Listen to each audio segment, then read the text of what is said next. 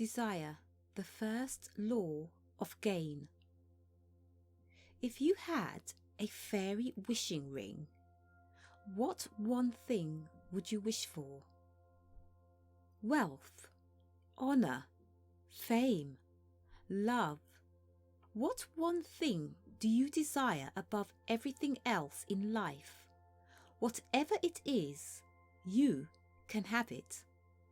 Whatever you desire wholeheartedly, with singleness of purpose, you can have it. But the first and all-important essential is to know what this one thing is.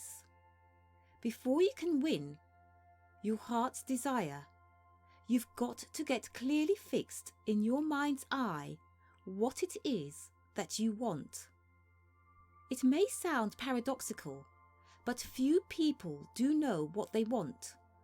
Most of them struggle along in a vague sort of way, hoping, like Micawber, for something to turn up. They are so taken up with the struggle that they have forgotten, if they ever knew, what it is they are struggling for. They are like a drowning man. They use up many times the energy it would take them to get somewhere, but they fritter it away in aimless struggles, without thought, without direction, exhausting themselves while getting nowhere. You've got to know what you want before you stand much chance of getting it. You have an unfailing messenger to Garcia in the genie of your mind, but you have got to formulate the message. Aladdin would have stood a poor chance of getting anything from his genie if he had not had clearly in mind the things he wanted the genie to get. In the realm of mind, the realm in which is all practical power, you can possess what you want at once. You have but to claim it, to visualize it, to bring it into actuality, and it is yours for the taking. For the genie of your mind can give you power over circumstances, health, happiness, and prosperity, and all you need to put it to work is an earnest, intense desire. Sounds too good to be true. Well, let us go back for a moment to the start. You are infected with that divine dissatisfaction with things as they are, which has been responsible for all the great accomplishments of this world.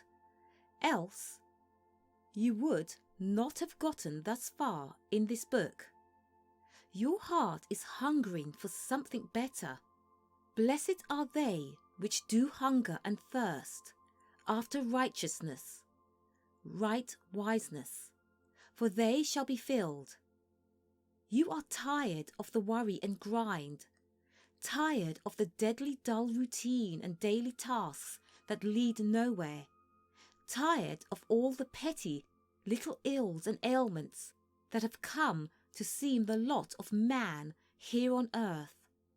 This something within you keeps telling you that you can do anything you want to do, be anything you want to be, have anything you want to have, and you have a sneaking suspicion that it may be right.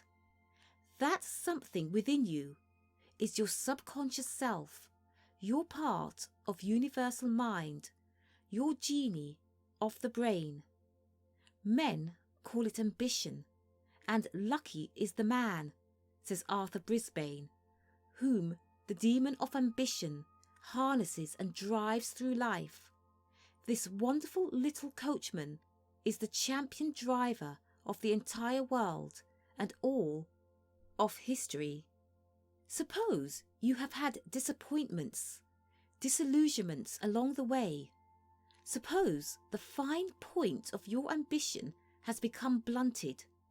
Remember, there is no obstacle that there is not some way around or over or through, and if you will depend less upon the 10% of your abilities that reside in your conscious mind and leave more to the 90% that constitutes your subconscious, you can overcome all obstacles.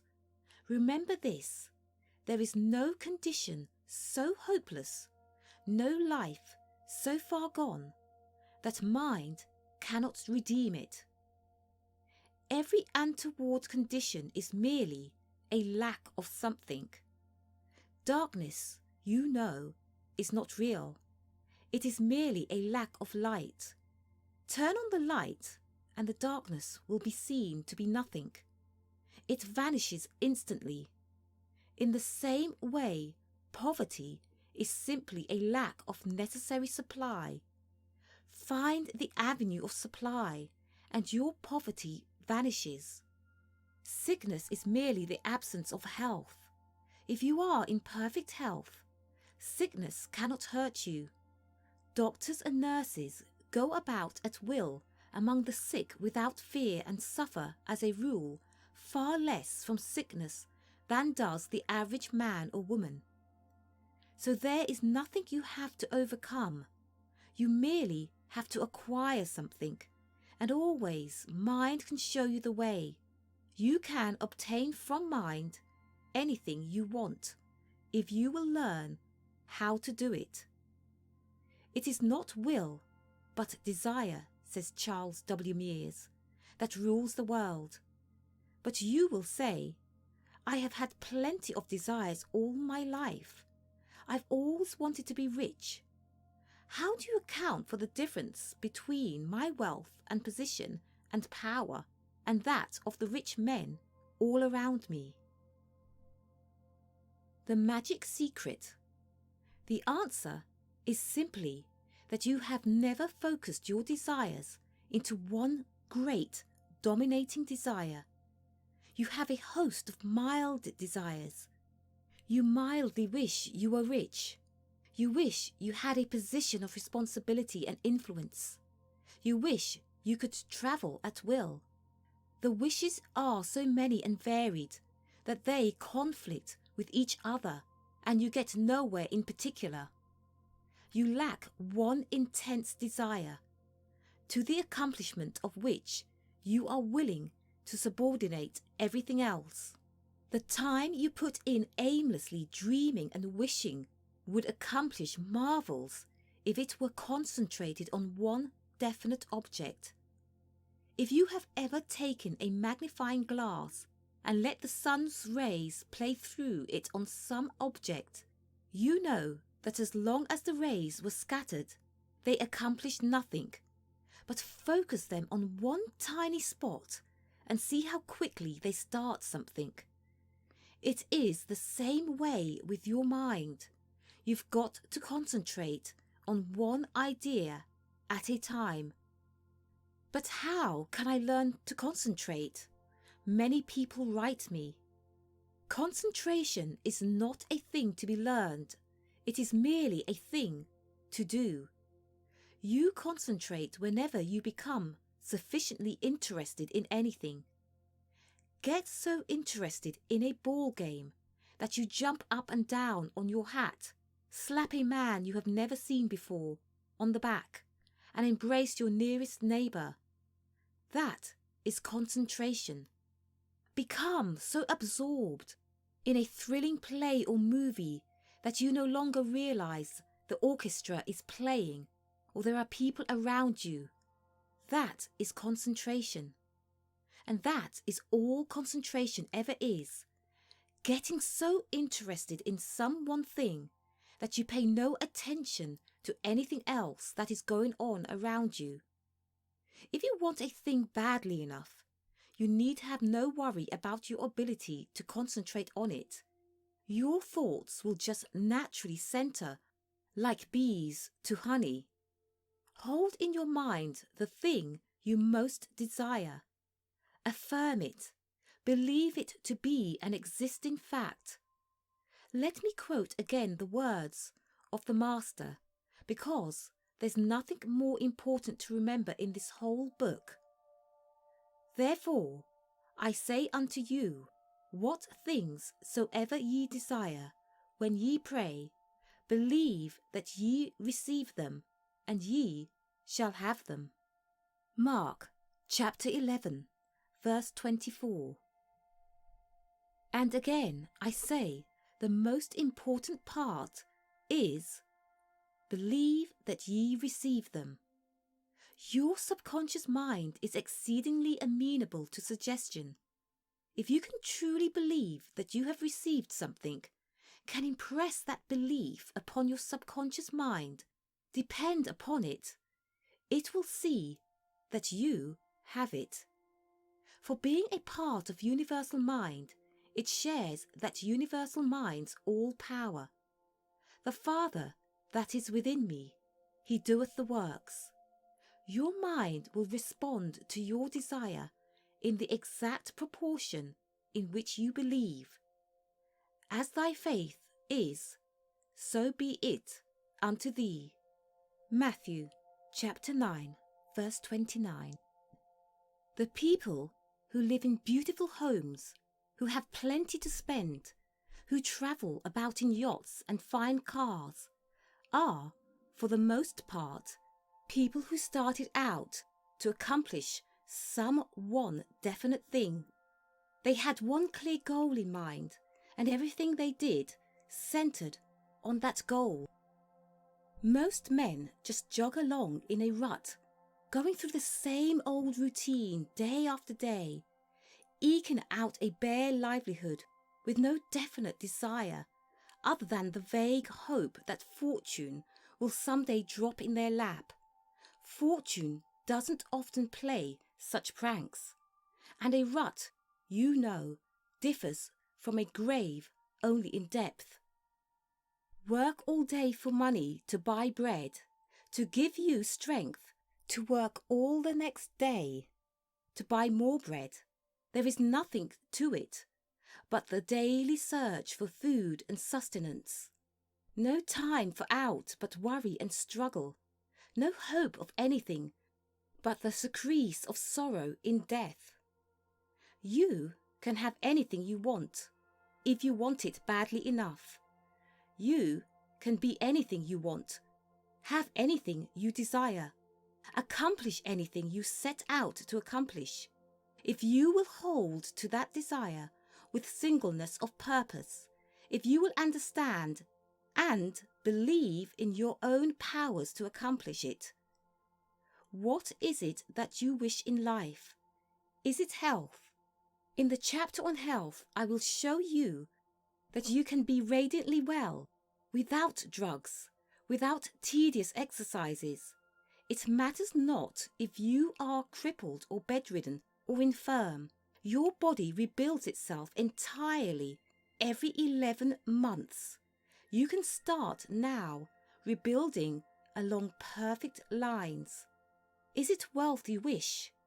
In the chapter on success, I will show you how you can increase your income in your chosen business or profession. Is it happiness you ask for? Follow the rules herein laid down and you will change your whole outlook in life. Doubts and uncertainty will vanish, to be followed by calm assurance and abiding peace. You will possess the things your heart desires. You will have love and companionship. You will win to contentment and happiness. But desire must be impressed upon the subconscious before you can be accomplished. Merely conscious desire seldom gets you anything. It is like the daydreams that pass through your mind. Your desire must be visualized, must be persisted in, must be concentrated upon, and must be impressed upon your subconscious mind. Don't bother about the means for accomplishing your desire. You can safely leave that to your subconscious mind.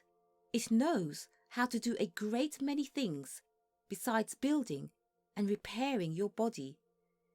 If you can visualize the thing you want, if you can impress upon your subconscious mind the belief that you have it, you can safely leave it in finding the means of getting it. Trust the universal mind to show the way. the mind that provided everything in such profusion must joy in seeking us take advantage of that profusion. For herein is the Father glorified, that ye bear much fruit. You do not have to wait until tomorrow, or next year, or the next world for happiness. You do not have to die to be saved. The kingdom of heaven is within you. That does not mean that it is up in the heavens, or on some star, or in the next world. It means here and now. All the possibilities of happiness are always here and always available. At the open door of every man's life, there lies this pearl of great price, the understanding of man's dominion over earth. With that understanding and conviction, you can do everything which lies before you to do. And you can do it to the satisfaction of everyone and the well-being of yourself.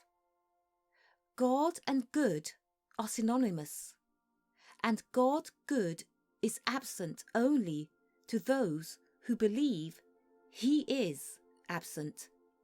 Find your desire, impress it upon your thought, and you have opened the door for opportunity. And remember, in this new heaven and new earth, which I am trying to show you, the door of opportunity is never closed. As a matter of fact, you constantly have all that you will take. So keep yourself in a state of receptivity.